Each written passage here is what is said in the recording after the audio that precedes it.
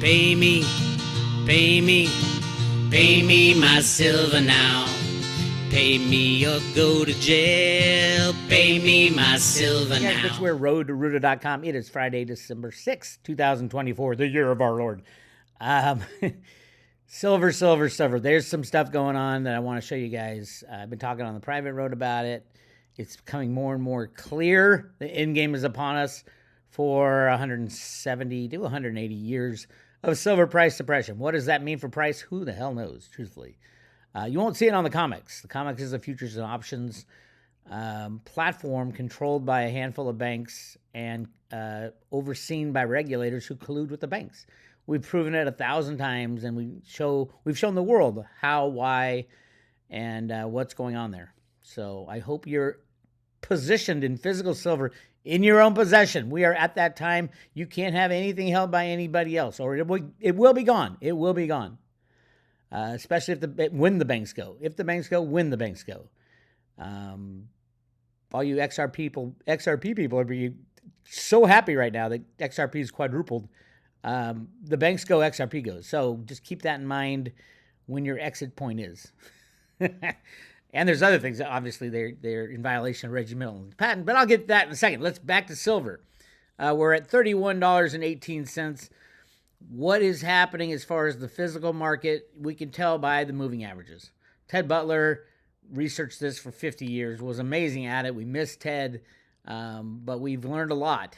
Every time the moving averages are crossed, the banks short down to the moving average, and then they cover because it gets the tech funds to cover to try to go short, try to make money short term, and they just get reamed every time by the commercials. The commercials being J.P. Morgan, Citibank, HSBC, Bank of America, behind the scenes who don't have to report really. You got BlackRock and some of the deep state hedge funds and things like that. Evie Hambro runs the BlackRock trading desk for silver and gold. So just keep that in mind. It's a big deal. The summary is it's a big deal. Right now, India is trying to get as much silver as possible through any means possible that they can. They like to buy on the slams down because they know they're artificial. So every time you see a dip below the 100-day moving average this year, India has loaded up, and not loaded up with a little, like try 30, 40, 50 million ounces in a single month. That's why the price hasn't gone down below, because the bad guys are running out of physical silver. I'll show you why in a second. But we had a couple little dips in the last few days, so it'll be interesting to see. It shouldn't be a gigantic month. November shouldn't be a gigantic month for the India imports. But times have changed. I think India knows, all of India, all the traders who have half a brain, they know that the amount of physical silver available for all the things they want to do industrial or the dowry type stuff, the retail investment. Remember, we're going to be close to 300 million ounces imported by India again. And you might say, where the hell is all that silver coming from? And why isn't it reported by the Silver Institute? They got their own issues. Solar has gone up, 100 in the last 2 years, well over 100 and something percent, and yet the amount of silver used in the panels is going down, which is what they're saying, which is a lie. Just more lies stacked upon more lies to protect the silver game. And they know silver is the Achilles heel of the banking cabal, the Western banking cabal. So that's where we are. At any moment, things could change. COMEX could shut down instantly, and probably will. They're going to protect their own. So it will shut. I think when it breaches 50, they'll just shut it down. And there'll be no more futures and options, which is kind of good. At least for a couple decades, we can go without futures and options. That'd be no hedging your silver, which is, hey, that's fine. Would you rather have a criminally run hedge market, or would you rather have a fair market value price of silver? I think, obviously everybody, 99% of the world does not want a freely determine price of silver, because that means they pay more for their flat screen TVs, their cell phones, their solar panels, their electric cars, everything. So 99% of the population hate the 1% of silver investors who, well, I don't even think it's probably 0.1% of people who understand what's going on in silver. Get physical silver, get in your own possession, let them hate all they want. Yeah, so that's where we are. Again, I don't think it'll be a big month for India imports. If it's anything over 5 million ounces, I'd be shocked, because that would constitute, they either have monster months or just tiny months. That would constitute a difference of action on the part of India. They only, I mean, it's down here that they like to buy way under the 100-day. Even if they get under the 200-day, they'll buy as much silver as can be provided. So they could literally buy, if it goes under the 200-day moving average, which is currently at $29.30, India will literally buy as much as they can while it's there. Could they buy another 100 million ounces, 200 million ounces in a single month? Yes. Yes, absolutely. If the criminal bankers want to set the price so low, hey, anybody buying physical silver is going to just load up, including Russia, China, and India. So hope you guys know that. Very interesting. Today, we had a massive exchange for physical, an EFP right here. This is where they take the COMEX contracts, because the COMEX doesn't have the metal, and they send it over to London to the LBMA for delivery. This is massive. This is, what is it here? 17 million ounces was done today. Oh, sorry, yesterday. This was Thursday. Yesterday. 17 million ounces to an already huge month. Huge month. Harvey Organ keeps track of this. This does not count the 17 million ounces. We're already at 32 million ounces in just the December contract. Has been moved over to London for delivery. Add 17 to that. That's 50 million ounces in the first week. 50 million ounces of silver in the first week of trading on the COMEX has been transferred over to London because COMEX doesn't have the silver. They have a lot. As a matter of fact, it already is the largest delivery month of the year by far. So far, by far. Right here, 6,900 contracts have been delivered, and there's still outstanding contracts, by the way. Let's 6915 times 5,000. That's about 35 million ounces. That's a monster month. I mean, it's not the highest. The highest was back in like the 2013, 14, 15 when they were doing 50, 60, 70, 80. Since then, they invented that exchange for physical where they do over 1 billion ounces a year that way. But it is a monster month. It is a painful month. Whoever's delivering was the short. So let's find out who it is. It's not a surprise. Who is delivering? Right here. Bank of America. How long have we been screaming that Bank of America did a lease deal with JP Morgan? And I'm sure this is paying back some of that. Look at it. They're having to pony up 15 million ounces in their house account. These banks, they are given a privilege to print money for free, and they're speculating in commodities, in derivatives. This is insane. What would you do if you got free money and you can hyper leverage your balance sheet 10, 20 to 1? And if you fail, you don't get in trouble because you get bailed out. Welcome to America, my friends. And who's the big taker? Of course, JP Morgan. It's the reverse of the lease. And I think a lot of that went to Warren Buffett, by the way.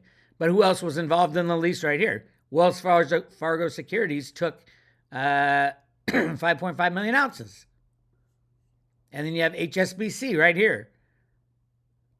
Hong Kong Shanghai Bank, the originator of silver price suppression in the 1850s, had to pony up almost 10 million ounces of silver. So we know who the players are. I mean, it's like, that's the only market. These players are the only market. Everybody else is like tiny deliveries. And the CFTC refuses to do anything about it. Now, will this change with the new Trump administration? It didn't the first Trump administration. Let me just tell you that. It didn't change. As a matter of fact, it increased the amount of rigging. What did change is the Trump administration took down J.P. Morgan and didn't take him down. It was retribution. It was payback for Jamie Dimon trying to screw up the repo market on Trump's watch. So Trump went after him for rigging the gold and silver prices during the time that the CFTC was investigating from 2008 to 2014. I hope everybody sees what's going on here. Buy physical silver. Get it in your own possession. Do not wait. Go to your local coin shop. Buy as much as you can. Physical, in your own possession. You have mining stocks. I understand it. I was in mining stocks in the early days until I figured out one very important thing. When one of these banks goes down, when one hiccup happens in the derivative market, all those mining stock shares will go to zero because everybody's going to be nationalizing, even the United States. They might pay you fair market value when the market closed because everything went haywire. They'll pay you fair market value to take your mining shares off your hands. Mexico, are you kidding? Mexico's been so abused. If you have a mining company that has property in Mexico and they're mining, do you really think with the banks crash that the Mexican government or the Mexican people are going to let foreigners have their riches? Hell no. The foreigners have been stealing silver from Mexico for 200 years. Stealing. Yes, they voluntarily gave it up through their corrupt politicians, but 1/3 of the silver supplied to the planet since the beginning of time came out of Mexico. So I absolutely believe Mexico is going to close their they're going to close their borders too, so all the immigrants don't come back in. Mexico will be one of the richest countries on the planet when silver is freely traded. Remember when Trump said, I talked to Mexico and they've agreed to pay for the wall? That's what he was talking about.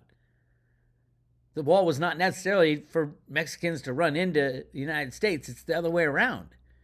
They're going to be calling home saying, oh my God, there's so much opportunity at home. They speak my language, my culture, my family. What am I doing here in America? There's going to be a mass exodus down south. Mass exodus. That's why China wanted to build the wall. I mean, that's why Mexico agreed with Trump that they're going to pay for the wall. Trump probably said, hey, we're going to let silver trade freely and not penalize anybody involved with silver. So I guess we'll find out. Who knows? Who knows? It's been crazy. It's going to get crazier. A lot has to happen before Trump gets in. If Trump gets in and they continue the market manipulation, I'm still going to jump and scream that Trump is violating the Constitution by rigging markets, violating our freedom, the principle of freedom. You cannot have freedom without free markets. It's impossible, and we've seen that. We don't have freedom now because we have rigged markets. And Trump knows this. If it happens again, he did it his first term. If it happens again, I will be the first one fighting them with all my leftist liberal friends. I'll be fighting on the financial side. Everything else I think he's doing is great. But we cannot, the guy he is appointing to Treasury Secretary is shocking. He's George Soros' number 2 guy. A lot of people say, yeah, he's doing it so he's in the position when the system crashes. Fine. They said the same thing about Mnuchin. So let's see what happens.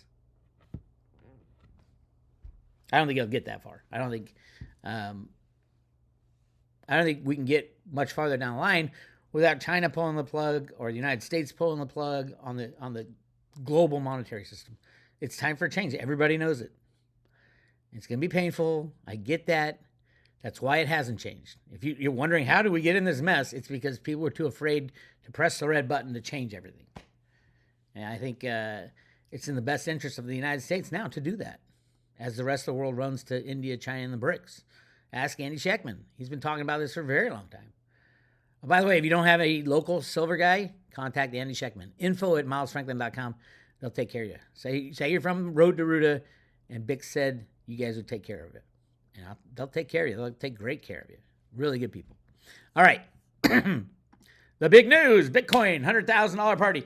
And then it went under. And all the short newbies are like, oh my God, Bitcoin's going to crash down to $10,000 and I'm going to lose my shirt. Cryptos are a hodl game. They are 1,000% manipulated. It is rigged. The only way to survive is get the cryptos in your own possession. You cannot be in Coinbase. You cannot be in FTX. My God, what a lesson learned there, right? You cannot be in Mt. Gox. Everything has to be in your own possession, and you can do that with cryptos. If you don't understand cryptos yet, you need to learn. You need to learn. Or just buy physical silver, and you don't have to worry about it. But yeah, cryptos are the future. Silver's the now. Silver's going to, I don't even know what price silver will be if it's ever freely traded. Well into the thousands. I like to look at the gold-silver ratio. It will be at some point 1-to-1. 1-to-1. Right now it's 85-to-1. It will be 1-to-1. Why 1-to-1? Because there's about 6 billion ounces of each, supposedly, 6 billion ounces of each above ground. The only reason it's 85-to-1 is because the price of silver has been suppressed by the criminal exchange known as the COMEX, futures and options. A handful of banks. That's what they do. That's how the United States maintains the financial system. And they're all in on it. And I've proven this. I've shown, just look at the road to rooted documents that came out of the Fed. It literally lays out how it's done, tick by tick. It also lays out that there's massive amounts of gold all over the United States. And they're all in like national resource preserves and desert wildlife areas. That Dianne Feinstein was big on that. 40% of California is owned by the national government because they don't want anybody taking all the gold down there.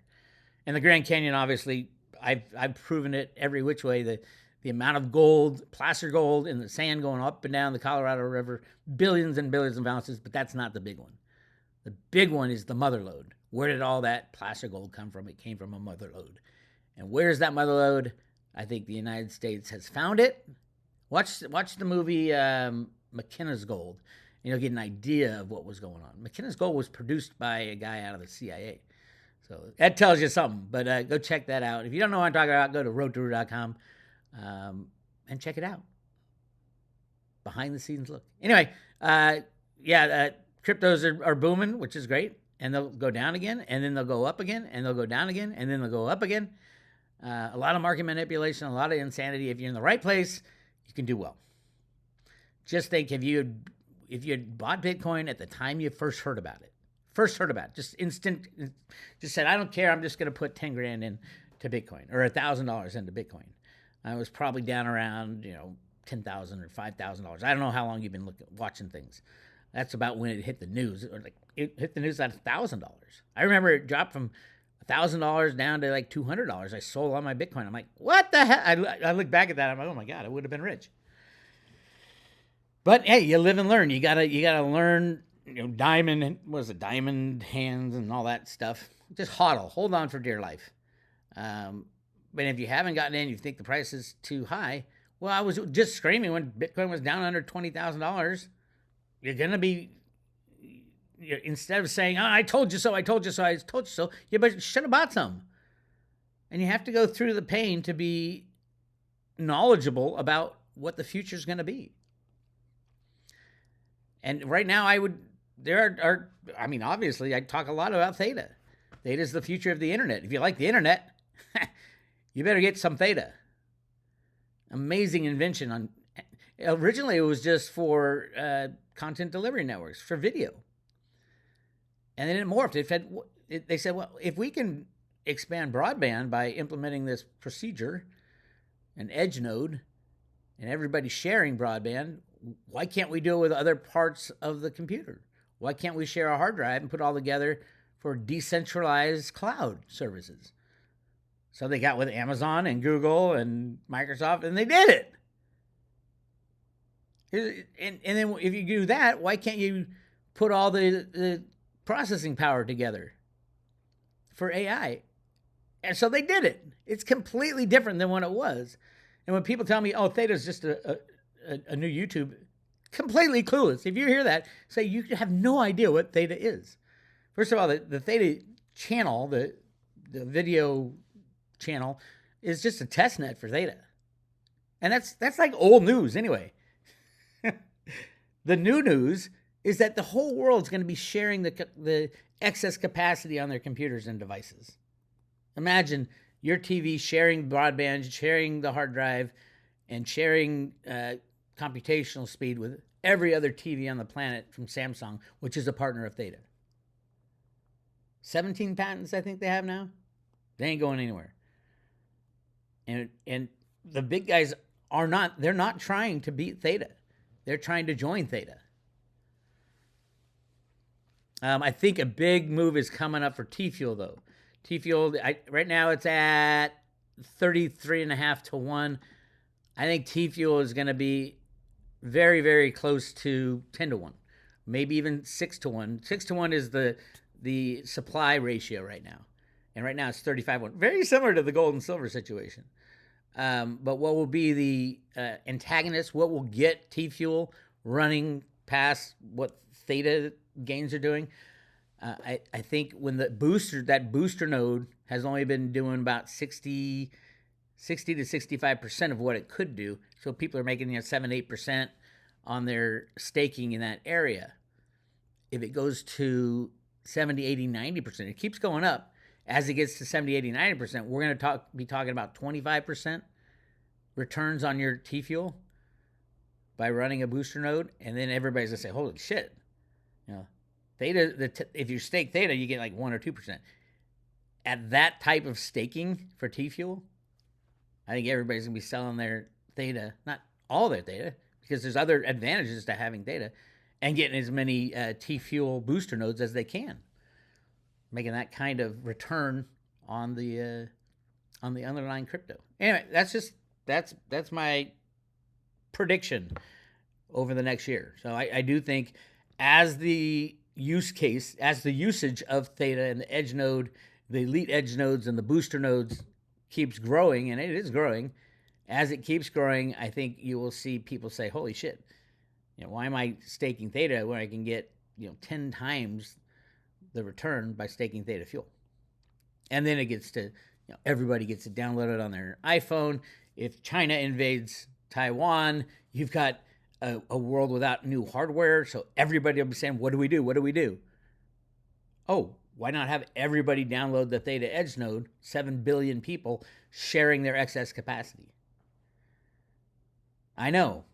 It's a what if, but that is one of the solutions if we do run into a world where there is no more semiconductors, or not as many as has been in the past. I hope everybody sees that all the mass amounts of money and hardware being built for the AI future. It's in the trillions. If it's no longer available because China invaded Taiwan, Taiwan makes all the high-speed chips, what are the options, right? It's either not grow and not go down that path, or, oh, by the way, all the big guys already had this figured out by using Theta and sharing the excess capacity on everybody's device currently, while everybody scrambles to build new manufacturing for semiconductors. We'll see. That's just one scenario. Anyway, I do want to point out Veritaseum. Now, Veritaseum, for those of you who know, Reggie Middleton invented a peer-to-peer transactional system for cryptos back in 2013. I think it was originally applied for the patent. The government came down on him worse than any other crypto on the planet. He was working with the government too, by the way. He was working with the CFTC. They were going around him to subvert him. He had already signed two memorandum of understanding with the Jamaican Stock Exchange and a big European stock exchange, all ready to roll out Veritaseum, peer-to-peer transactions, no more need for Goldman Sachs and JP Morgan and Fidelity and the middlemen. And that's when the criminal SEC came after him. And they came after him hard. And oh, by the way, after they shut him down, after he didn't say he was guilty, they came to an agreement. They froze 98 million of the 100 million Veritaseum tokens. They didn't get rid of them. They just froze them. They didn't burn them. And Reggie it's a multi-sig wallet, and Reggie has one of the signatures. And Cliff's Data does have the government coming to Reggie saying, as the banks fail and the brokerage houses freeze up, Cliff's Data has them coming to Reggie saying, help me. So, and Veritaseum going higher than Bitcoin, or at least as high. And you can see how back then it was like, what are you talking about? That can't happen. And now you can pretty easily see how it could happen. As the banks fail, there's going to be no brokerage houses open. There's going to be no stock market open. Everybody will have lost confidence in the con. There's so many rehypothecated shares, it's unbelievable. So, yeah, if you can get Veritaseum, good on you. Market Talks apparently no longer sells it. I don't know. If you could swap it with people that you find on some of the swap sites. Now, mind you, the Veritaseum tokens that are out there right now, they don't give you access to Reggie's patent. Oh, I forgot to tell you. By the way, the U.S. government gave Reggie 2 patents, and in Japan gave him, I think, 2 or 3 patents after they already busted him. So something is definitely going on. And that patented technology covers peer-to-peer transactions, especially XRP.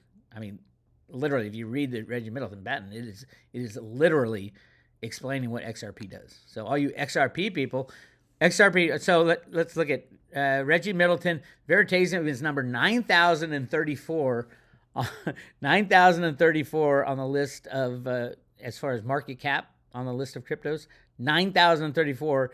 XRP is number 4 with a market cap of $136 billion. And Veritaseum has a market cap of $30 million.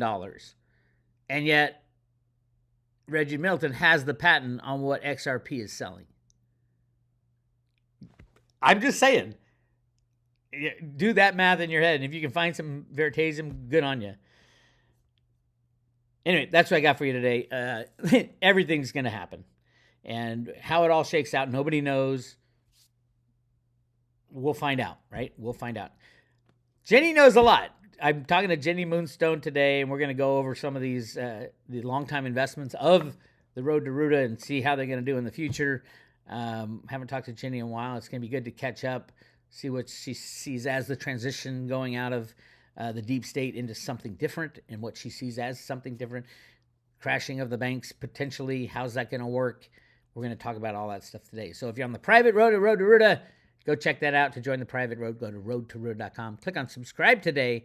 We're currently giving away 5 Theta, 50 T-Fuel, and 500 T-Drop. I think this will be very valuable. This was with every private road subscription, $2.99 for a year, and you get all the behind-the-scenes stuff.